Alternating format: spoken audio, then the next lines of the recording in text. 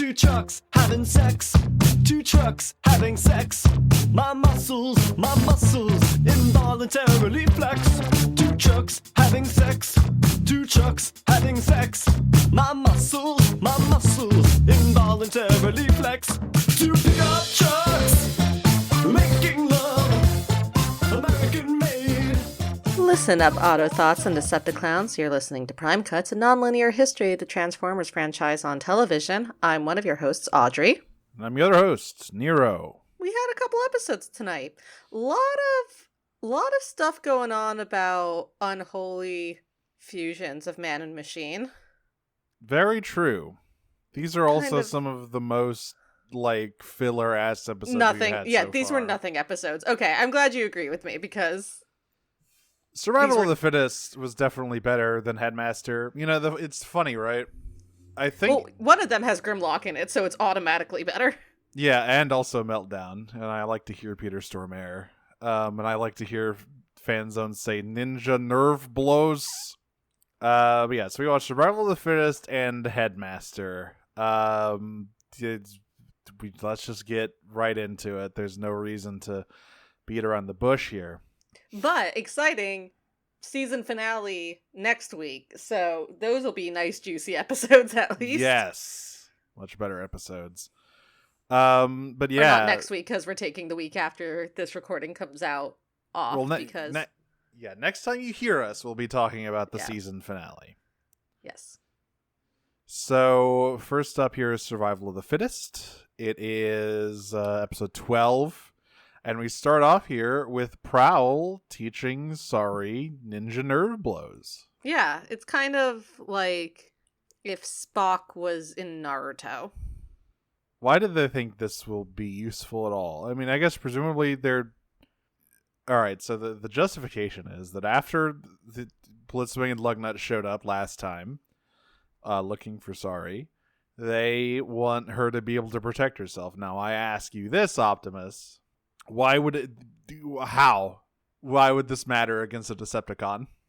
I just don't think it's a very good course of action. I guess the theory is, for the most part, that it's not Decepticons. Because they've only fought Decepticons twice.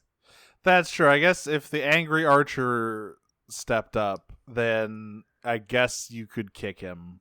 Yeah. But now here's the problem with that. Normally, most of those guys are not after her key. Most of them do not know or care about it. Now that is true, but also I think it's less about... I mean, you don't want this accidentally falling into their hands either. No, you definitely don't want the key falling into someone's hands. Say the guy who shows up in the next episode we're talking about. Definitely don't want it in his hands. Right. So, and then you get guys like that, for example. Right. You know, regardless, they're trying to teach her kicks. They're trying to teach her street smarts. Yeah. This is the episode where they try to do the John Mulaney street smarts bit, and it just backfires wildly. She does go to a second location. She is taken to a second location. They're trying to teach her to do Liu Kang's fucking kick, basically, just flying kick across the screen. It's not working all that great. You won't believe this, but she sucks at it because she's a 12-year-old with no martial arts training. Actually, later we get a canon age for her. Apparently she's 8. I always thought she was supposed to be a little older than that, but I guess not. She's just very precocious. It's that Terra Strong touch. Yeah, it's being raised in isolation by a weird robotics magnate. And also nothing else weird about her. Nope, it's normal girl. It's the autism. So, yeah, but as we said, so after this, they just, they're talking about teaching her to defend herself, and then later that night she gets abducted by Swoop.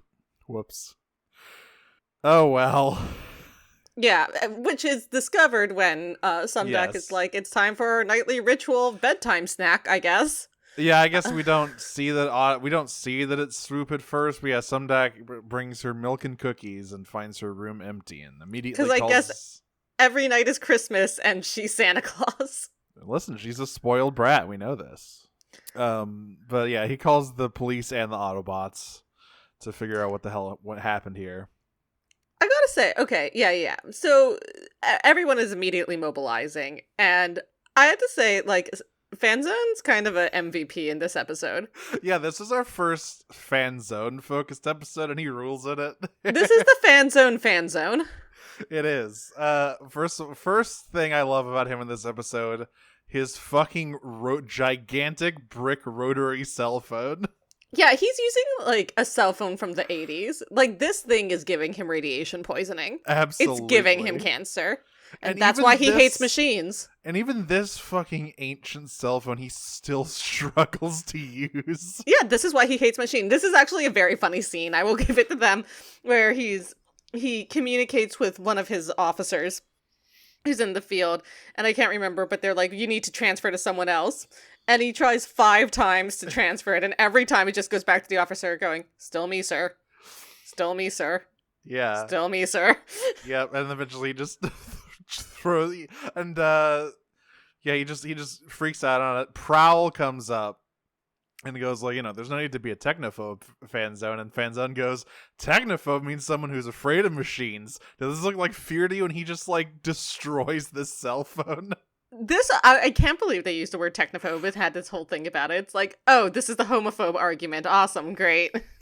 And Prowl just goes, my mistake, sir. Have a great day. Yeah, but before we go more into the episode, I just want to say again that, like, this is, like, Fanzone is an MVP because he, like, genuinely cares about Sari in, like, a really empathetic way for, like, the viewer. Yeah. To see, like for the viewer, he is by far the person. And I think, again, like, there's obviously Fanzone is a, like, comic relief character for the most part, but there is, and maybe it's just because he hates technology so much, but there is such a humanity to him that we really get to see in this episode. And he's a way better dad in this episode than some Dak is within the entire series. Oh, absolutely. That he just cares about people so much. So when you get, like, these few moments of him not being comic relief, it is actually, like, incredibly compassionate and empathetic writing. Yeah, I quite like Fanzone, and the first bit of that you get here is when he's talking to the Autobots about what they were doing last night when Sari was hanging out with them, and Bulkhead's like, oh, normal shit, hanging out, teaching ninja nerve blows, watching cartoons, and Fanzone's like, wait, what? I'm sorry, what was that last one? Yeah, he's like, you know what? Like, I'm gonna call CPS on you guys. What the fuck are you doing? Like, she shouldn't be around any of you. Ever. Yeah, he's like, this all seems exceedingly dangerous for an 8-year-old girl. And I guess I can't really tell him that, like, well, she was chosen by our god, which is a cute, like, a dodecahedron under the bottom of Lake Erie to carry this key, and it's a whole deal. He's not gonna buy any of that. But this is when Optimus spots on the security monitor here that it's Swoop who grabbed her, and he goes, wait, is that one of the Dinobots? I wonder what happened to those guys. And you just see both Prowl and Bulkhead in the background tugging at their collars like, Ugh. Yeah, they are whistling very innocently. And they're like muttering to each other like, we should probably go check on the Dinobots since we moved them to that island. And Fanzone overhears this and goes, say, I smell a lead. Oh, he's just like, I don't trust these motherfuckers as far as I can throw them, and I can't even pick them up, so... So they sneak out to Dinobot Island with Fanzone in tow in a very cramped submersible, which he drowns in, by the way. Yeah, he does die. Fanzone. He does die. He does die. You know that whole scene from Armada about Atlantis, about how close these kids were to drowning in Armada? That just happens to Fanzone, but he dies for real. Yeah, he's fine though. Just like Starscream. Just like Starscream. Again, we're gonna get to it next episode, but if I had a time someone existed as a nickel for every time someone existed as a disembodied head in this series, I'd have 3 nickels, which isn't a lot, but it's weird that it happened 3 times. Happens a lot. But yeah, so Prowl and Bulkhead get to the island, and immediately Prowl sees signs that someone else has been here. By signs, I mean a gigantic melted footprint. I wonder who that could be. I wonder who that is. Yeah, so at first, like, Bulkhead's like, look, it's tracks, and Prowl's like, that's more than tracks. That is goop. Yeah. Also, Bulkhead is like, I knew we shouldn't have trusted these fucking Dinobots. We should have let Sumdac melt them down. They're no good. I'm going to smash them to pieces. Like, Bulkhead is fully ready to say, Yeah. fuck the Dinobots. And But Prowl I can't believe it's the fucking cop who's like, freedom is the right of all sentient beings. very unrealistic. Yeah. I mean, I don't know. I feel like animated Prowl is not as much of a cop as many of his other incarnations are, despite the fact that No, of course, it's a sliding... Yeah. It's a sliding scale of cop, but he is still a cop. Yeah. But yeah, Prowl is just like, it doesn't make any goddamn sense. Why would they do this? There's literally no reason for them to do this. So they're wandering the island. They pull away the hollow projected forest and notice, guess what? Dinobots are gone. Whoops. So they're around somewhere. This is when Fanzone has been quote unquote secretly trailing them because the reason he drowns in that submersible is he's trying to take down his periscope and he just breaks open the top of his submarine, killing him instantly. Yeah, but he's on the island, and he almost dies again because he steps in because he gets Donkey Konged. He does. I love this, by the way, because Prowl and Bulkhead go, oh shit, and watch out for that quicksand, and Bulkhead's like, yeah, only a real fucking idiot would fall into that shit, and immediately. Well, they throw a barrel at him. They do. That's how he gets. That's what I meant by him getting Donkey Kong. They throw a barrel at him. Oh yeah, they throw it over their shoulder. Yeah, they don't know they're doing it, but they throw a barrel over their shoulder as like Fanzone is climbing up this cliff behind them, and it like knocks him into the quicksand. We get to see Sorry and Meltdown. Surprise, it's Meltdown. Here for a bit. Colossal Rhodes is also here, which we get to hear more of Tom Kenny doing the world's smallest voice. Hey, what should I do with it, boss? Because for the most part in this episode, Colossal Rhodes does not actually Hulk out. No, he doesn't. He keeps being prevented from doing it. But yeah, so Meltdown has the Dinobots working for him through some like mechanism we don't know yet as the audience, but we will shortly. Yeah, he has Sorry here because like obviously he's taking revenge on Sumdac, and frankly, I guess I did forget about like the human supervillains don't know about her key, but they do know about her dad, and they all basically hate him. Yeah, it turns out Sumdac's not a great dude. He's like Iron Man, where all of his villains are like people he has fucked over in the past. But Meltdown is watching Fanzone and the Autobots from his fucking lair, and he goes, time to go out and meet them. After he sends the Dinobots out there first. Then Sorry hits Colossus Rhodes. I do. Oh yeah, this is what I was gonna say. It's like before we leave this scene, I do want to talk about what Sorry says at the end here. Yeah, I gotta go potty, and he just goes again. Well, what she says is like, so they're going on and like.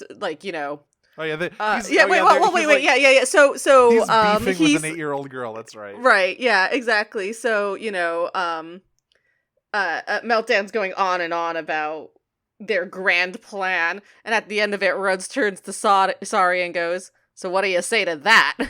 And Sorry says, "I need to go potty." And he's like, "What, again?" And she says verbatim, "I'm a little girl, it's what we do." So the Dinobots jump out of the forest to attack the Autobots, and Prowl immediately does the thing from the Jurassic World movies. He's like, hang on, and I know exactly what to do here. The Dinobots trust me, and he puts his hands out. Well, don't they see... I feel like they see the Dinobots... No, they attack Dinobots first. Attacking? Well, they like jump out of the forest. Then first Prowl tries to intervene. Then they start beating the shit out of them because they don't. Because Prowl's word doesn't really mean much right now. But yeah, because what happens here is Grimlock just doesn't react to Prowl at all, basically. All three of them start trashing stuff. Prowl eventually gets picked up by Swoop, which is where he notices that Swoop has acid burns on his leg. And so you kind of put together that, Meltdown is using pain to kind of corral the Dinobots into doing his dirty work. Oh, actually, wait. Before all of this happens, that's what happens. Bulkhead and Prowl see Fanzone in the quicksand. They just pull him out of the quicksand. Yeah. So they're all together at this point. Yeah, they're all here, and Fanzone is basically on the same page as Bulkhead with, like, I don't know, these Dinobots, if they fucking kidnap Sar, then basically we should probably melt them down. And Prowl is still on the, like, he's basically, it makes no damn sense. Compels me, though. Yeah, this is when he sees the acid burns on Swoop, he begins to realize things. Then they all, like, flee from the Dinobots, but they kind of get backed into a corner. They hit a dead end. I do like when, like, Fanzone and Bulkhead are talking together. It's basically like they're like the Dinobots are evil or whatever, and it's basically like the Troll 2. They're eating her, and then they're going to eat us. Oh my god. Exactly. So this is when I need to talk about. It's not in this scene; it's in the next one. But we need to talk about something that Meltdown says in this episode because it's been rattling around in my brain since I watched it. Meltdown greets them. I can't imagine what it is. I have a note about something else he says, but yeah, no, it's not in this one. It's when he's talking to them in the underground arena. But like he has that's what I think. Okay, that's what I think. I think we're talking about the same thing because he's basically like, hello, it's me, Meltdown. And the Dinobots are like cowering in front of him when he reveals himself, and Prowl. All three of them, Prowl, Fanzone, and Bulkhead, are like, you sick fuck. Because he's like, well, guess what? I took sorry because I hate Isaac Sumdac. And also, looking at all of you Autobots doing your transforming thing made me think, what if I could make a human transformer? Yeah, it's fucked. And I say, maybe you should go find Black Arachnia. She might know something about that, but I don't know if she want to talk to you. Yeah. Well, before he gets to that point of it, he like starts monologuing. Then Bulkhead like tries to attack him. Yeah, and immediately he dies. Yeah, and then Bulkhead gets killed with acid. Shot to the heart. Yeah, and Meltdown's to blame. Bro, he does one thing. He's got one thing, and it's super corrosive acid that melts your Autobots. You forgot. You forgot about that, didn't you, Bulkhead? Yeah, and as Prowl and Fanzone like go to help him, Meltdown's like, check this shit out. Remote control trap. That's classic fucking trap door. By the way, they never explain how he got out. Because the last time we saw him, he was in a piss orb. It's like Arkham Asylum, just a revolving door. Right. Yeah, so Bulkhead is left dead up on the surface. Yeah. And it is Prowl and Fanzone together down in the secret lair where in the fucking Rancor pit. Yeah, where Meltdown is like, "Hey, have you guys heard about human transformers?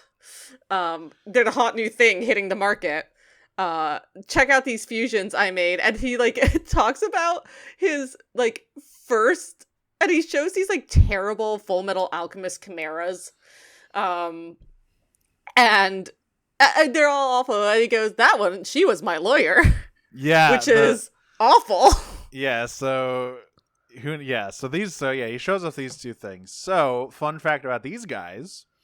They are based off of two of the pretenders from G1, who are the, like, Transformers who have the organic outer shell. In particular, the bat thing is Bomb Burst, and the fish guy is Submarauder. No one cares about the pretenders. You don't have to. Nobody cares about the pretenders. I do think they look cool, though, especially the Decepticon ones, because they're all weird monster guys. But yeah, apparently Bomb Burst used to be his lawyer. And then he goes like, yeah, they didn't take too well to the experimentation, but then I realized my mistake. They were too old, so I'm going to inject Sorry with transformation genes and see what happens. And he's like, because it's a bonus. Not only do I get to test out my hypothesis, I also get to hurt the piece of shit who's barely fit to lick the dirt off my platform shoe.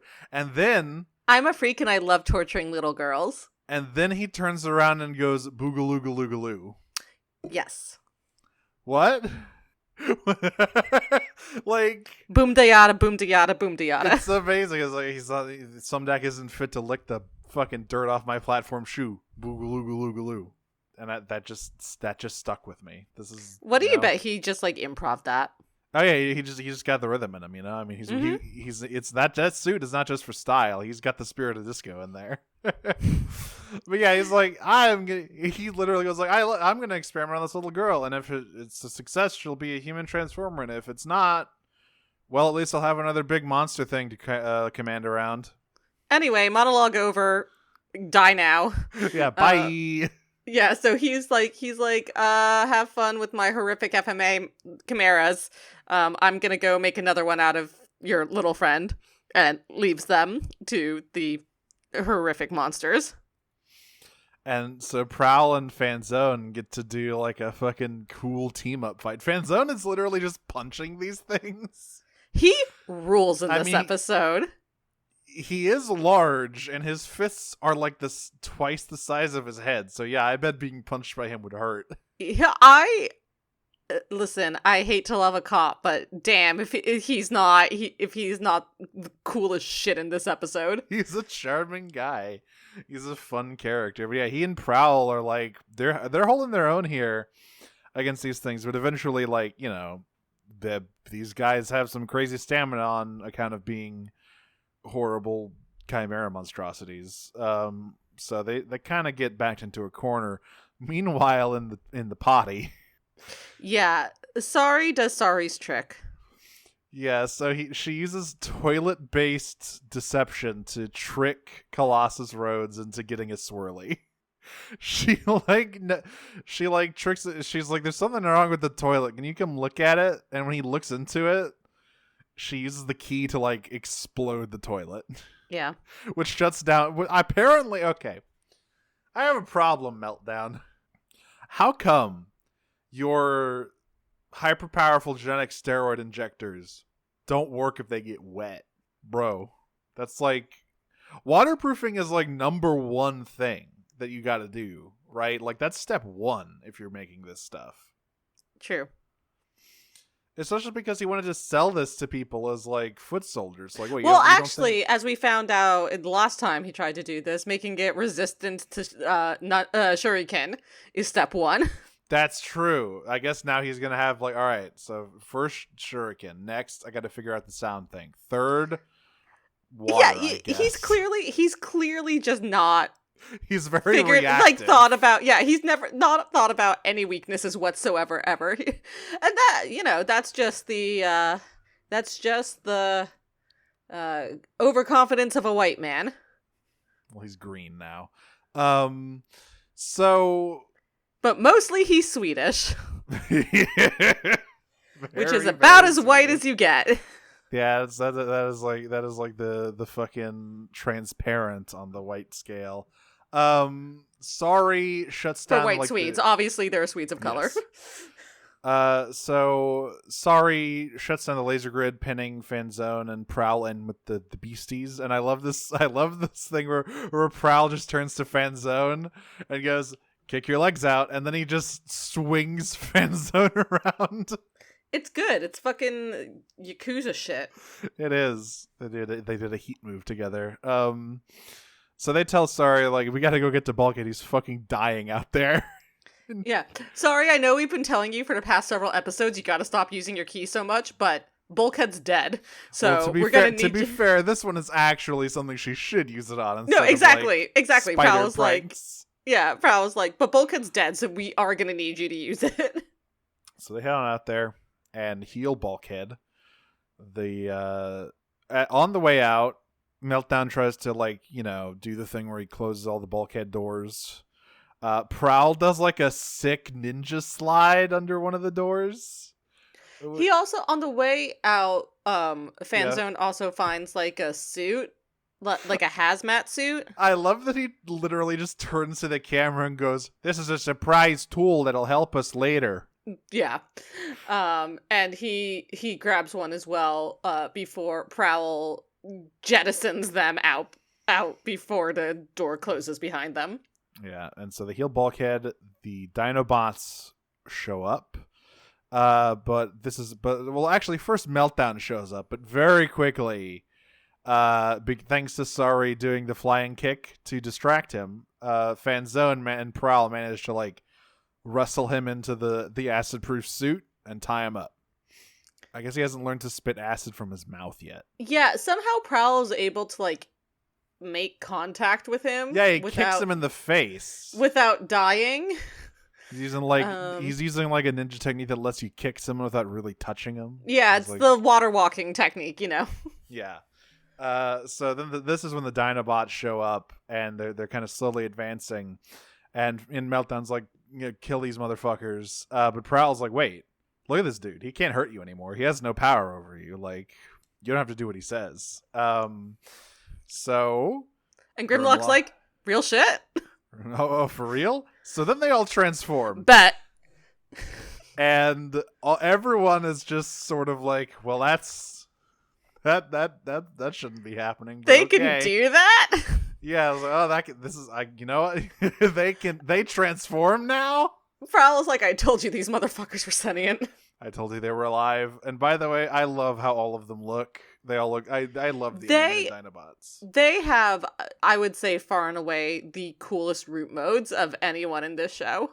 Yeah, Grimlock looks great. I love how, like, Swoop looks amazing. Yeah, Swoop looks great. I love how Slug is just a fucking wide boy. He's just stocky and wide. And I think Slug's my least favorite of the three, but again, they all just look really good. Yeah.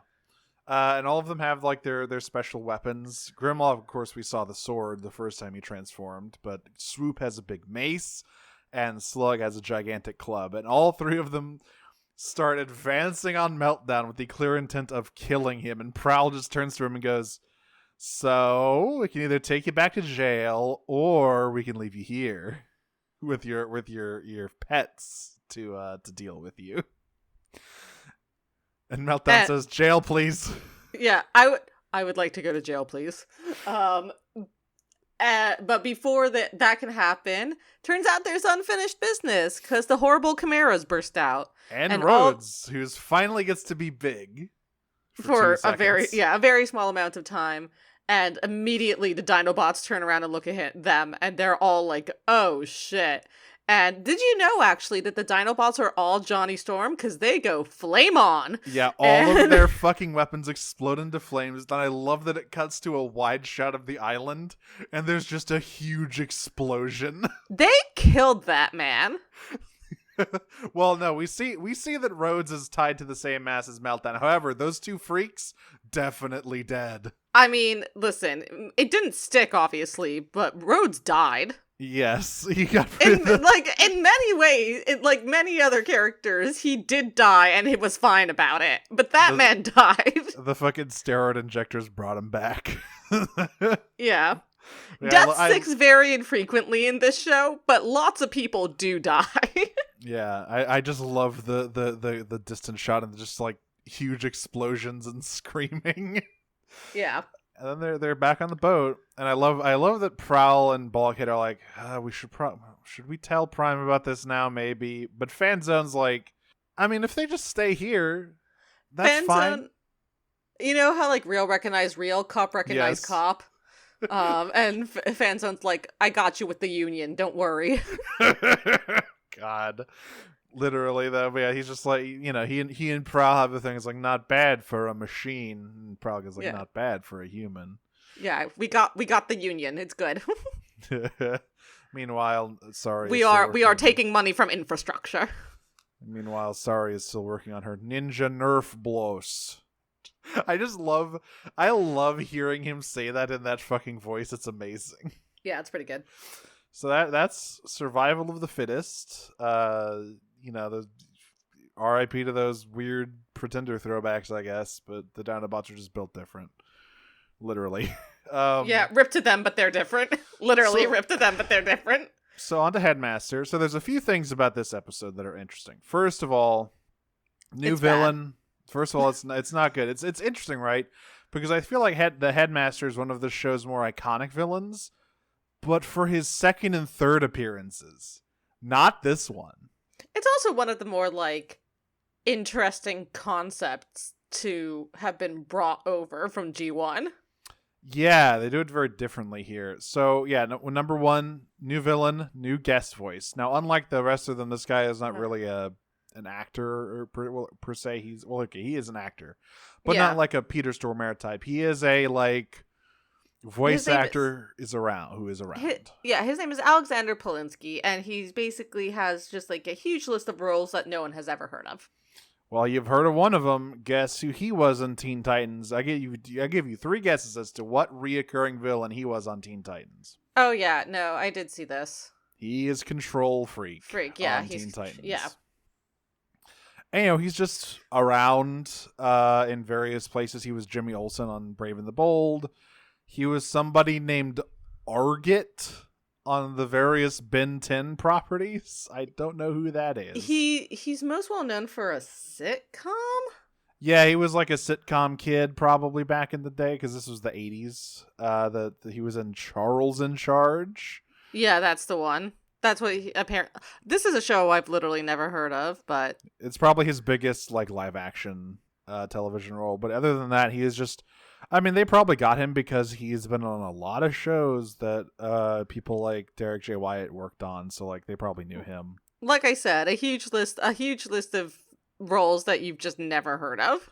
Second interesting thing about this episode. So, most of the episodes of Transformers Animated are animated by a studio called Mook, who I believe are a Korean studio. Yes, they are a Korean animation studio. However, some of them are animated by one called the Answer Studio.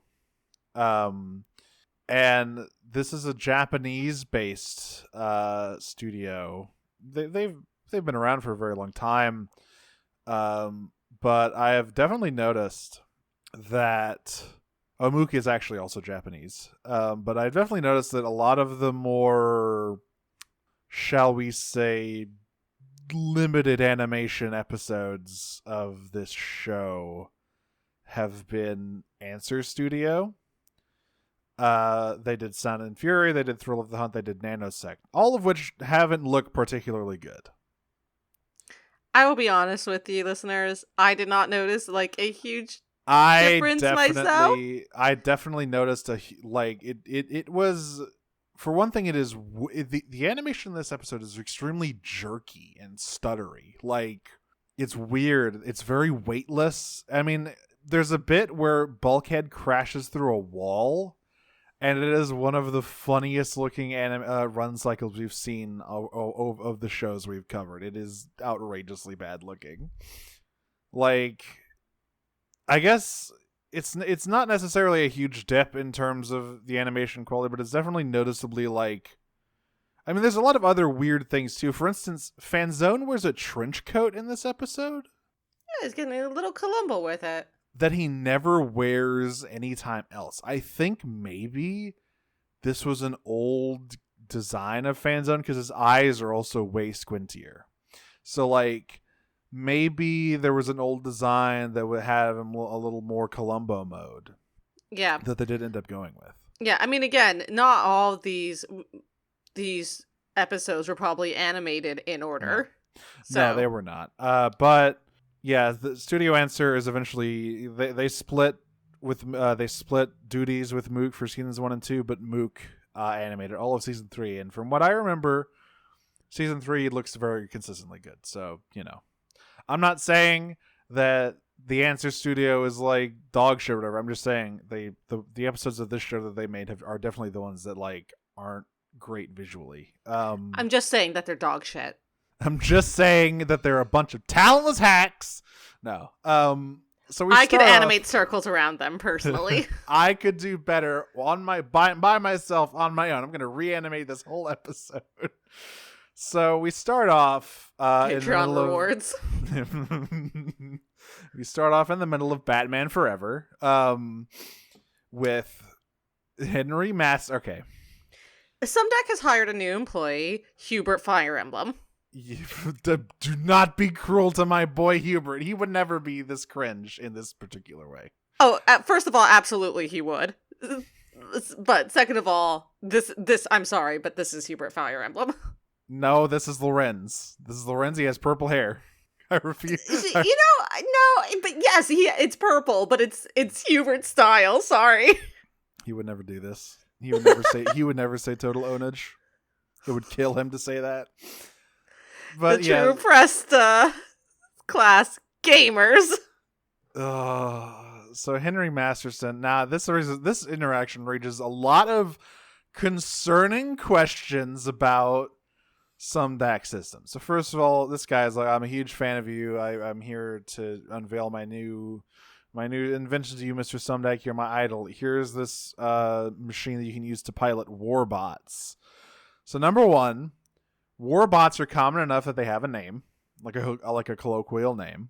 Number two, what Sumdac says is not Sumdac Systems does not make warbots once he eventually tells Masterson to knock it off. What he says is, I keep having to tell my employees that we don't make military technology. We only make police brutality technology. Yeah, now Professor Sumdac, I have a question. I'm raising my hand here.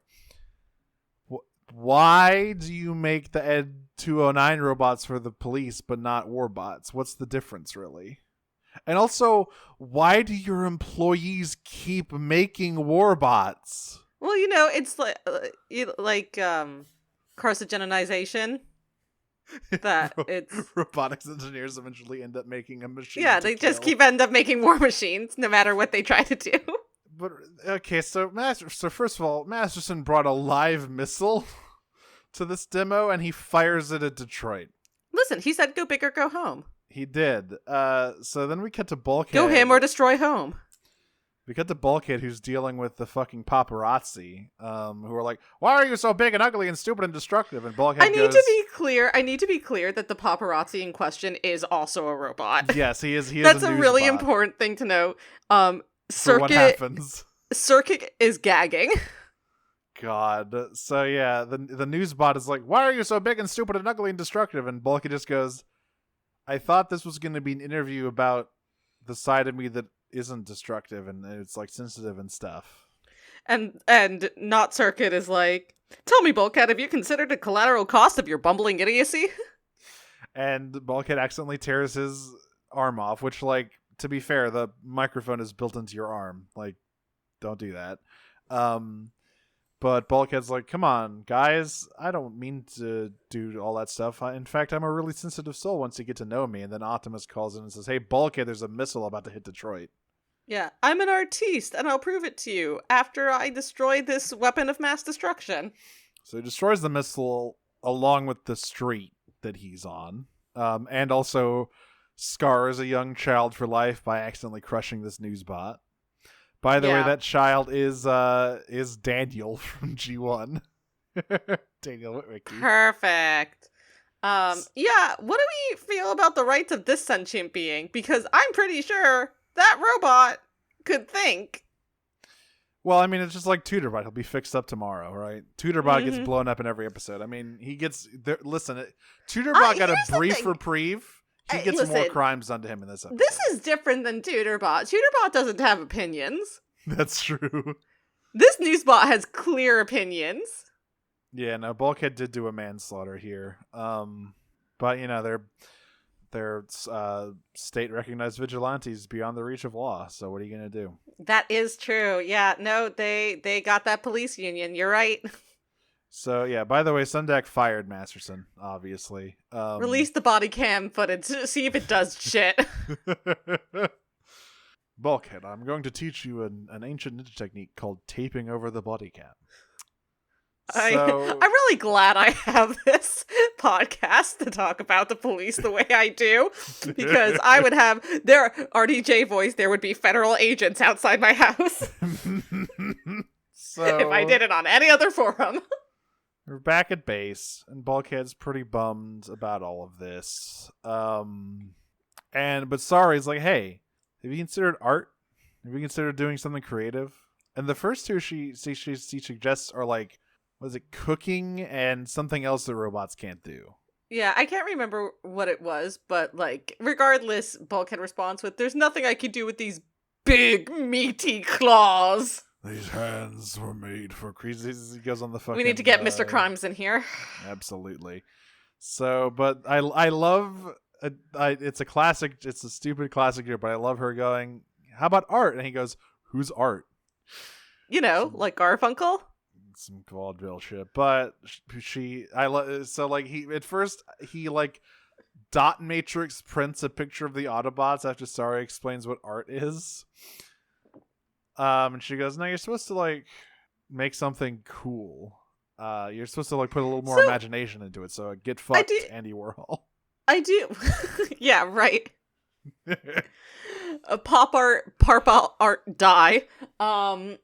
I do want to point out what a bleak picture of Cybertron this paints. No music as established by Soundwave. No art. Yeah, there's nothing. I mean, there's writing, but do we even think there's fiction? Yeah, I don't know. I don't know if we ever see any indication of that. Like, I mean, we do. Maybe that's why Optimus is so into like war videos and stuff, because it's the only entertainment. I mean, I guess when your culture is literally entirely driven by a civil war that lasts for 4 million years or whatever. But it wasn't always that way.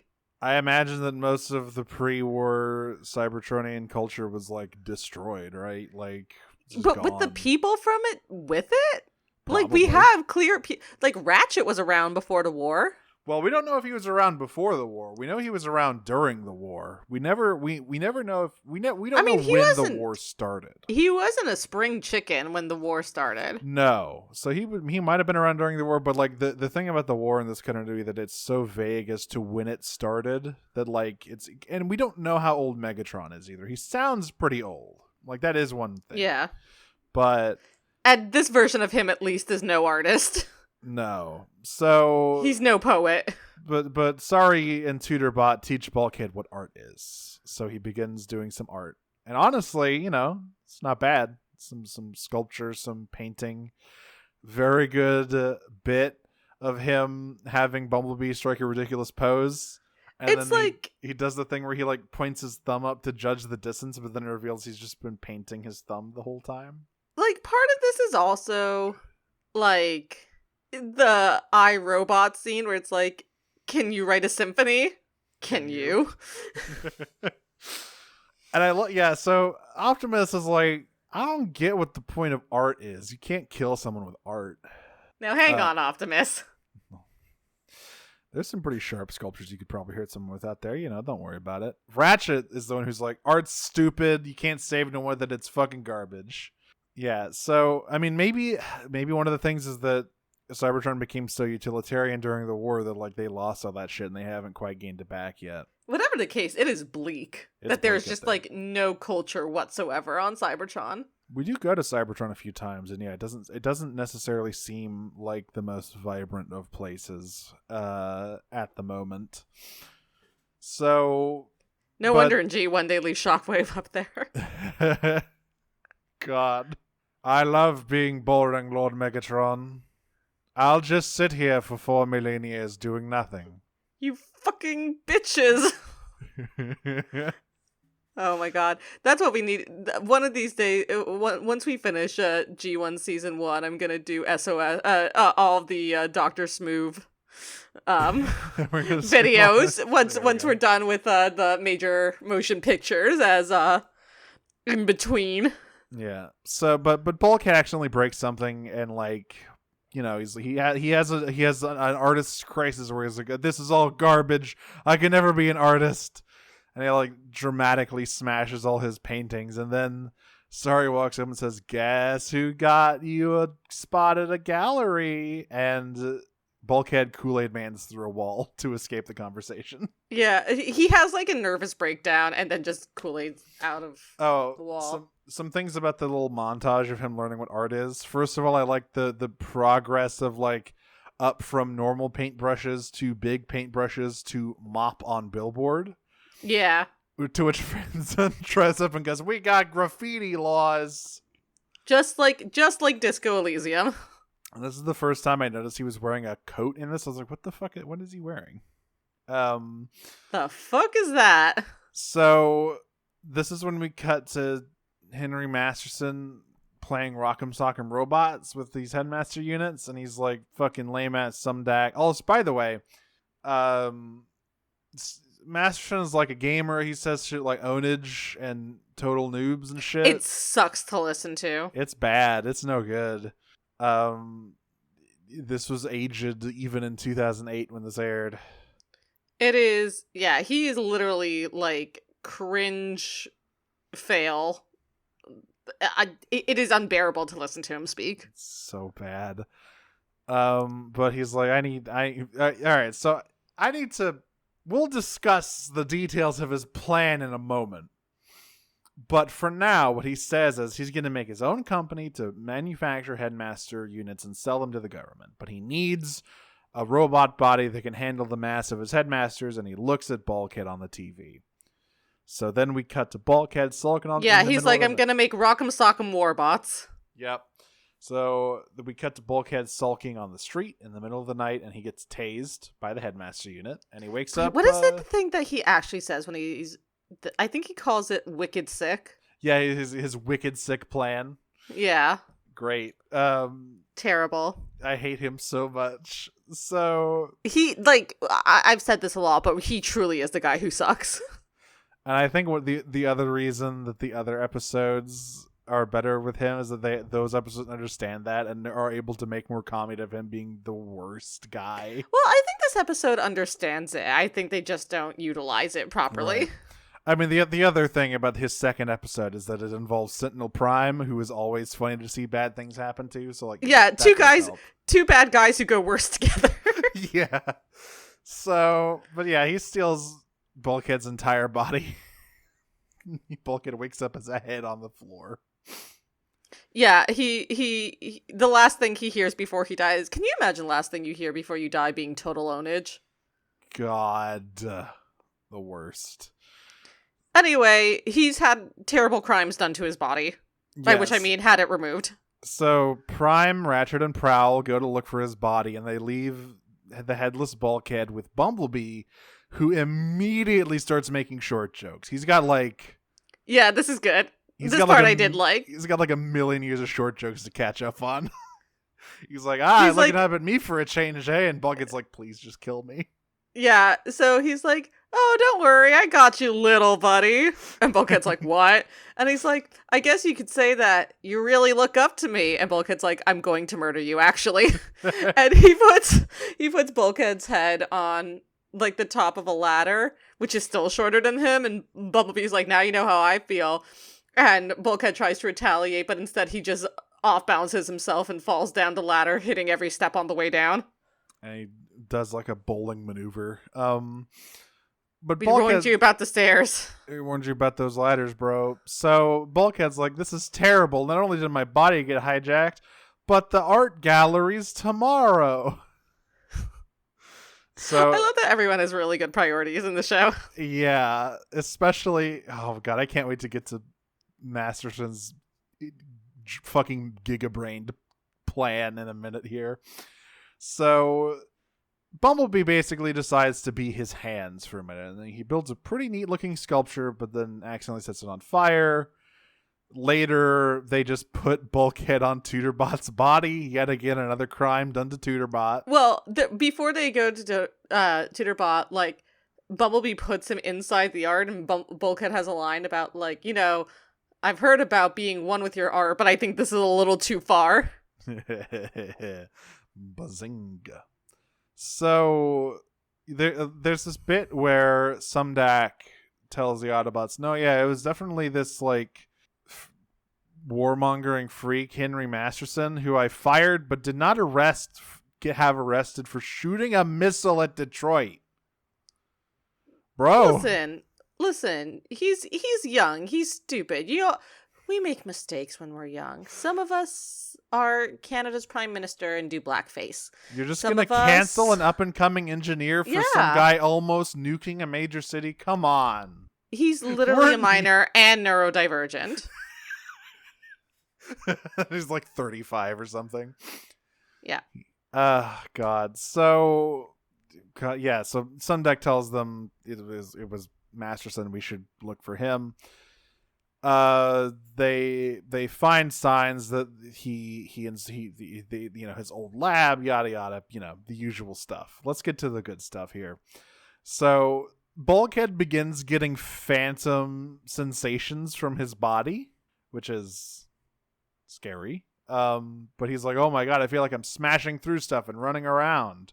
And then they turn on the news, and oh my god, Bulkhead's body is smashing through stuff and running around. Specifically in a fusion power plant. Yeah, alright, so here, first insane thing in this bit.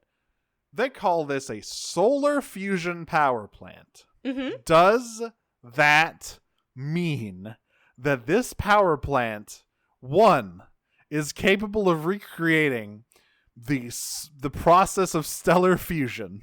Yes. Two, this is in the middle of Detroit. You can't have shit in Detroit. Moving on, Masterson says he needs, what does he say? Like, Well, first of all, he says, I'm the headmaster, by the way, Yes, which he's cringe the of naming headmaster. yourself. And then he goes on air and he's like, I need $700 billion to be delivered to me personally by some DAC, or I will kill everyone in the state of Michigan. Now, that sounds like a lot, but in 2050, due to inflation, it's actually only equivalent to today's $5.32. Yeah, the shit got real bad.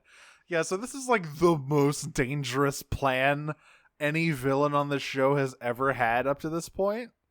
Like, consider what everyone else has been doing. Nanosec was just a guy who steals stuff. Soundwave just wanted a robot revolution. This dude's like, I'm gonna detonate the core of a star. I mean, Meltdown was pretty homicidal. Yeah, but it's like low impact Yeah. homicidal. Like, he just wanted to kill one guy and do a bunch of fucked up genetic experiments. Yeah. But he didn't want to blow up Michigan. No, that's true. Well, I mean, Eventually, maybe he could have. I'm not gotten sure there. Masterson wants to blow up Michigan. He's just willing to. Yeah, he's like, he doesn't really. He can go either way on it. Yeah. So Optimus has a plan to deliver this ransom. By the way, I guess we should talk about what a headmaster is. We forgot to mention. Oh, like, yeah. So it's what it sounds like. Basically, it's a robot who's really good at blowjobs. That's the throat goat, not the headmaster. First of all, that's an unused Beast Wars concept. It's a fusor. It's you combine a goat with those monkeys that have the inflatable throat sac. Yeah, howlers. Yeah. It's if you've ever watched Gurren Lagann, you know what a headmaster is. Yeah, It is literally Lagann. I think it's Lagann. That's the head. It's the head of Gurren Lagann. Well, it's either Gurren or Lagann. It's one or the other. And I think it's Lagann. And anyway, it's the head of Gurren Lagann. It's a With- small robot head. one that difference. Yeah? Now, because normally, actually, they are not robots. This is a very important distinction. Right, yes. Normally, they are mechanically enhanced organics. In G1, they're from a planet called Nebulon, which are basically filled with normal humans. In the comics, they're like the military, U.S. military. Yeah, and IDW, Because the U.S. military sucks. in the IDW, Scorponok, with the help of the U.S. military, uses this technology. One of the main human characters gets turned into a headmaster. It's very fucked up. He forms a lifelong, unbreakable bond with Sunstreaker. And then one of them dies, and the bond still ain't broken, and that won't cause any horrible mental trauma at all. But basically, a headmaster is like, and sometimes in a lot of the Japanese shows, headmasters are human pilots who can pilot a non-alive robot body called the Transtector. I think that's how it works in like Victory and stuff. But like it's the more horrific ones, this is what you get. Yes. And this one and in later in IDW with Titan Masters and all that shit, like sometimes you get head jacked and that's just how it is, you know. And again, with Sunstreaker. With Sunstreaker. But yeah, that's what headmasters are. Normally they are not this, but you know. But so first of all, this is our first appearance of animated Prime's like G1 style trailer, which I like. But they roll up to the power plant to give Headmaster the money, and immediately so what? Just to backtrack a little bit, after like Headmaster cuts the transmission, everyone's like, "Well, shit, what are we gonna do?" And Optimus is like, "We're gonna give him the money, and Sumdac, you're gonna give it to him." And Sumdac's like, and Optimus is like, "Wink, I got a plan." The plan is okay. We have a lot of plans to discuss in this portion of the episode. So first of all, Masterson says, "Great, I'm going to use this money and I'm going to bounce. Also, I'm not going to stop the reactor from exploding. I don't care about that. I'm going to take the money. I'm going to leave. And then the government will want to hire me to stop this from happening again by buying my headmaster units." Now, one problem. Here's an issue. Hinrolled. You went on television with your normal face and announced that you did this. Yeah, but they'll need his stuff anyway. No, they don't. You understand? You know what? He's not wrong. When have you seen a war criminal charged? That's true, but like, you know, the thing is he doesn't actually work for the government yet. So maybe they would just steal his technology and like bury him That's in a also ditch true. somewhere. Yeah.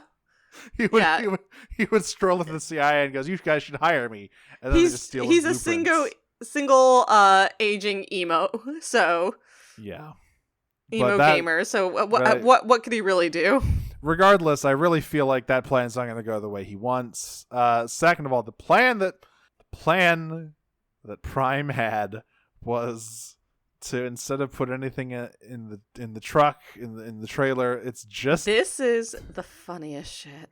it's just Bulkhead's head who jumps out of the trailer and bites him. Yeah, he literally is the post that's just bites you and bites you and bites you and bites you. He's fucking Misfortune from Skullgirls. She's doing the like nom nom command grab. Her head gets you. And since It is also shockingly effective. It Now, works. A lot of this is because Bulkhead, so as Bulkhead does it, like between his like gagged mouth of the metal inside his mouth as he, you know, attacks Masterson, you hear, "I want my body back." And all the other Autobots, you know, obviously start fighting Headmaster. They're kind of getting their ass kicked for a little while, though, because he's weaponized the Headmaster unit. Meanwhile, Fanzone, Sumdac, and Sari are trying to stop the reactor. May I remind everyone, stellar fusion reactor from exploding. Look, I just don't think it's safe. Look, here's the thing. Nuclear energy is much safer than people think. It is. Stellar fusion is not safe. Yeah, nuclear energy is both safer and cleaner than many, many other forms of energy. Also, this fucking thing is just in a room. It doesn't seem well shielded. And it is just like fine. I just don't think having the literal core of a star in the middle of a metropolitan area or on Earth is a good idea. And you know what? That's how you know Sumdac made this place. Eventually, like, the Autobots are able to sort of beat Masterson back, but like Masterson's the one who's like, "Oh shit, this place is gonna blow. See ya, suckers." And tries to fly away, and Bulkhead's like, "Damn, if only I was in my body so I could catch my body that's running away with my wrecking ball." And Optimus is like, has a Jimmy Neutron brain blast, and it was like Homer Simpson, "Damn, I wish I had a wrecking ball. Oh man, my grapplers, I wish I had a wrecking ball." I think all he says is, "My grapplers," and then he just swings Bulkhead at him. And that works. But then Masterson deploys the second escape mechanism, because the first time we just deployed jets in the headmaster here, but then it turns out this thing can transform into a little man and run away. And he does. He just gets away. Well, yeah, I mean, after he's brought down the first time, Sorry is able to use the key to reattach Bulkhead's head. Yeah, but it's backwards. But it's backwards. And then, yeah, Masterson becomes... He's like, you haven't even seen my final form. And then he's just the smallest guy. Yeah, he literally becomes Lagan. And he runs away. And everyone's like, we can't deal with that right now. The fucking reactor's about to explode. And it says, like, 5 minutes to reactor meltdown. And Bulkhead has a great idea, because the thing is, apparently the only way to stop this thing from exploding. It's literally the end of Fallout 3. Literally the end of Fallout 3. You have to go in there physically and physically push the fuel rods back into place. And for some reason, this would also affect Cybertronians. Yeah, it would kill an Autobot. It's literally Fox looking at you and saying, not this time, friend. You must do this alone. Sorry, die. But what I imagine is that means that the radiation that thing is giving off is insane, which gives me some concerns in a little bit, because Bulkhead's big idea is that he creates a sculpture to go in and do it, empowered by Sari's key. First of all, they have 5 minutes. I feel like, well, first of all, Prime is immediately like, I'll go do it. I'll sacrifice myself. Yeah, first of all, yeah, so this thing is like literally the elephant foot. Yes. And... Anyway, they like make a really and like Bulkhead's head is on backwards, so he's like, I need you guys to help me, but I have an idea. And they are able to put together this robot, and in 3 Sorry minutes. And Sorry gives it the gift of life. To die painfully. So they send this thing in, and it's literally melting as it's touching these things, trying to push them back into place. Yeah, like this is just Chernobyl. Hopefully it was only like barely autonomous and had like a command line, and it didn't have a soul, because it's okay, it'll be memorialized forever. So that's the thing. After this thing is decoration. done, yeah, so here's my concern. This thing is finished, it's half melted, the day is saved. We cut to Bulkhead's art gallery, where this thing is sitting there as a sculpture. Now, if no one has a Geiger counter, no one needs to know. How everyone in this room has triple cancer, quadruple cancer 2. Like, this thing touched the core of a star. But that's not how radiation works. It's fine. It just gets once you leave the zone, you're good. It's just a normal thing. Yeah, no, Though I do have a question of how it came out. Yeah, who went in there to get it? Yeah. They have to like that is a question I have a real concern about. It's fine. Listen, I've played a lot of Fallout, and I know that as soon as you leave the irradiated zone, you are no longer irradiated. Yeah, they just they just like chugged Radaway and took a bunch of Radex. Radex. Yep. Mm-hmm. Get rid of that shit. They hosed it down with like a fire hose full of Radaway and got addicted to pork and beans. Damn it! Always happens. But yeah, then Optimus is like, finally, I see the meaning of art now, and because it's about feeling, and this one makes me feel good, and we see that it makes him feel proud because we see that Bulkhead cut the wall that he like dot matrix printed that portrait on of all the Autobots, and it's very nice, but still the extremely radioactive half melted robot sculpture died. All right, let's fucking Let's sprint. boogie. Let's boogie woogie woogie woogie, as Meltdown would say, or excuse me, boogaloo loo. Yeah. To the questions. I think we have one on Twitter. Let's see. We do have one on Twitter. This is, of course, at Mommy Amcha, who asks, what household appliances would you most want to be man-sheened into if you had to? I'm partial to microwave for more convenient pizza bagels. Yeah, I mean, I guess like an oven. Let's see. I think I would like. I want to build a soda stream into my body, just like infinite soda. Okay. We're going full Cronenberg here. I think this is what Crimes of the Future is about. It is. What's the coolest machine to get attached to your body? Oh, I mean, the coolest. I mean a like laser gun. Nah, it's definitely a laser sword. But that's like not a machine. You know what I mean? If it's like laser chainsaw. There we go. That's a machine. There, yeah, that I'll give you. So, Black Arachnia Lovebot asks I think you missed one from Aurora Animated. No, that was the second one. Well, so we just did Twitter. First one from Aurora Animated. Oh, sorry. Who is at the top of the list of people you'd like to be kidnapped by? That was the first one. Yeah, sorry. Who's at the top of the list of people you'd like to be kidnapped by? I mean, no one, to be frank. I wouldn't enjoy being kidnapped. I guess I guess some anarcho-communists would be okay. Yeah, if they were taking over or quote kidnapped. Yeah, are we talking kidnapped or like a hostage situation? I'd be okay with a hostage situation with the right folks, you know? Right. Hang out with some guys for a little while. Yeah, I wouldn't be okay with it. Like, it would be a traumatic experience no matter what, but yeah, I don't have an answer for this one. All right, now from Black Arachnia Lovebot. If the Autobots and Decepticons were rival bowling teams, how do you think they'd fare? I mean, I think they would both suck at it. Total bowling alley destruction. Consider you have number one. Prowl would be the only one who's good at it. Number one, Lugnut doesn't even have hands. I mean, he's got big old claws. Those are hands. They're just not good hands. Hold a bowling ball in claws. I'm sorry. I mean, you could, again, just not the proper way. No. What if you got a custom bowling ball with slits instead of holes for him to...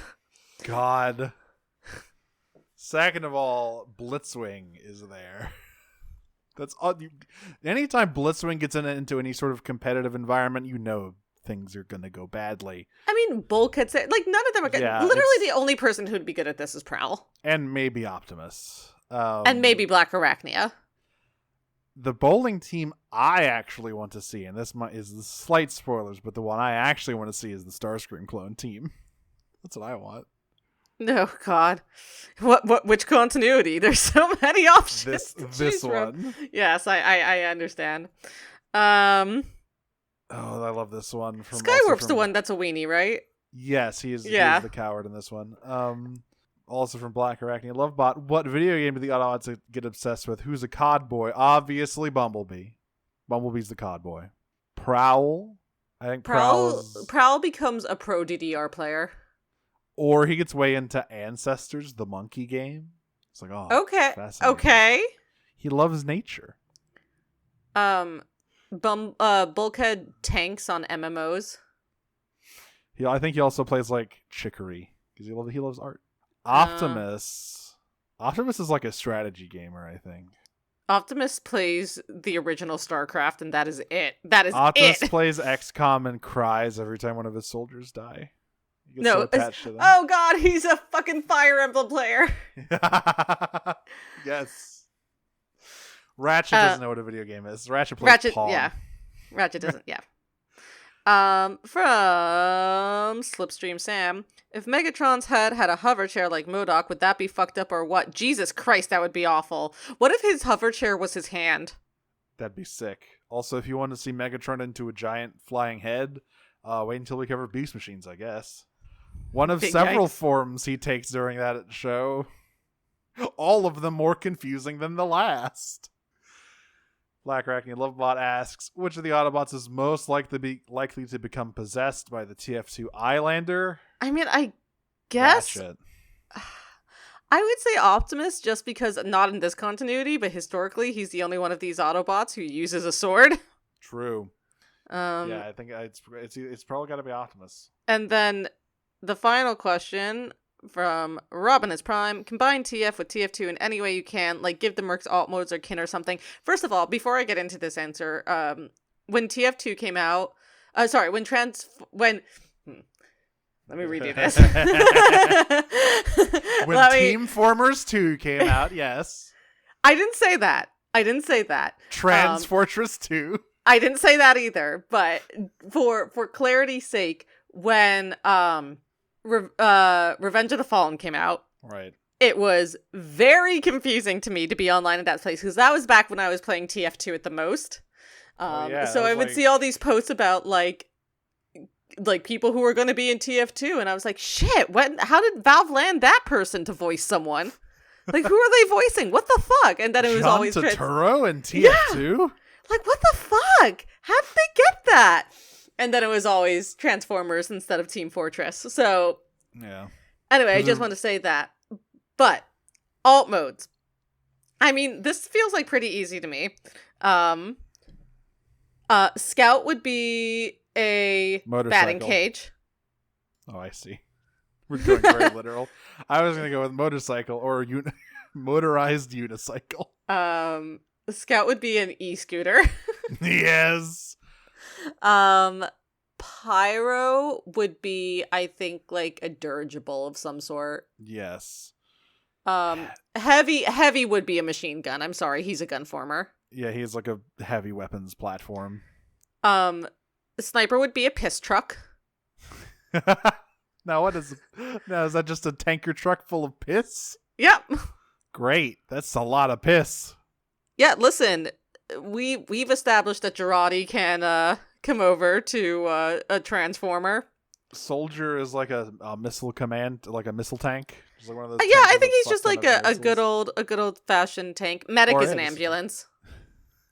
See, I was gonna say medic is an operating table.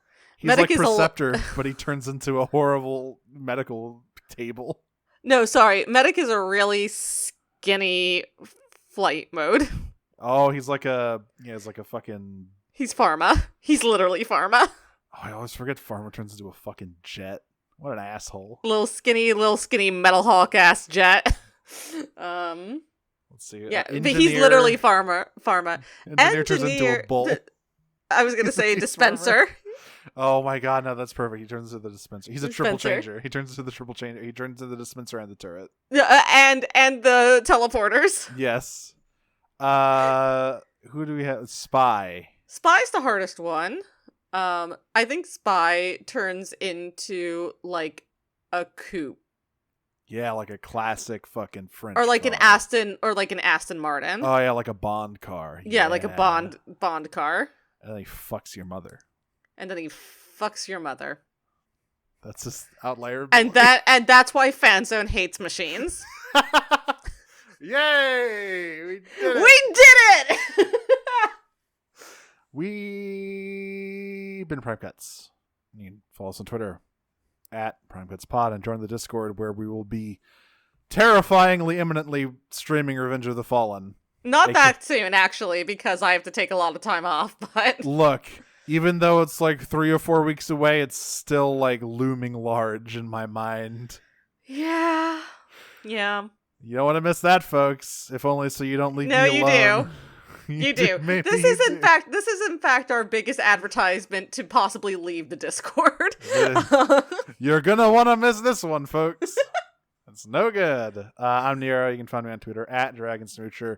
You can find my various other projects over at Heidelin Radio. That is Radio Free Heidelin, my comprehensive Final Fantasy XIV online podcast I do with my friend Jane, who I also did a She-Ra show called At Podcast of Power with. And I am also on at Disney Minus Pod, talking about all the slop Michael Mouse serves up to us. Next episode is going to be on The Rescuers, which I unfortunately will not be on. But, you know, if you like mice, I guess you can watch that one. It's mostly about mice and moonshine. And really good music. Yeah. I'm Audrey. You can find me on Tumblr and Twitter at Optima on Prime. That's my funny robot internet joke. You can listen to the other podcast I do called Pot of Greed. It's about Yu-Gi-Oh! You can find it on Twitter at Pot of Greedcast. You can also go over to Moonshot Network and throw a couple bucks their way to listen to some Patreon content that I've been on lately, including an episode of Chaps in the Making, a Pokemon Showdown bracket, and Once Missed Wonders, a podcast about seeing classic movies for the first time. Oh, that sounds fun. I like that. Yeah. It was good. I was on for their Close Encounters of the Third Time. Of the Third Kind. Nice. Third Kind. I'm great. I was thinking seeing it for the first time. Close Encounters of the Third Kind. We're done. The fifth kind is first time. anal. Oh, okay. Yeah. And also head over to Noise Space Network where you can find this show and many others, including 0 and Henry Kissinger's Pokemon Going to Die and a bunch of other stuff And that I can't think of right now. just a quick little preview. If you like Kingdom Hearts, you should keep your eye out for a new Kingdom Hearts podcast from one Sam Canning coming soon. Insider info. I don't know when it's coming out. I'm not that much of an insider. I saw a poster on Twitter though. And with all that being said, until next time, I am going to oh god, what am I going to do? I'm leaving all this. I'm going to search out my dog and my daughter so I can do some normal family bonding with them and not make anything hideous out of them. Transform and roll out. I am going to get online so I can pwn some noobs in the most epic of manners. Transform and roll out. I knew you were going to total ownage. I knew you were going to do this, and I really wish you hadn't. Peach. Peach.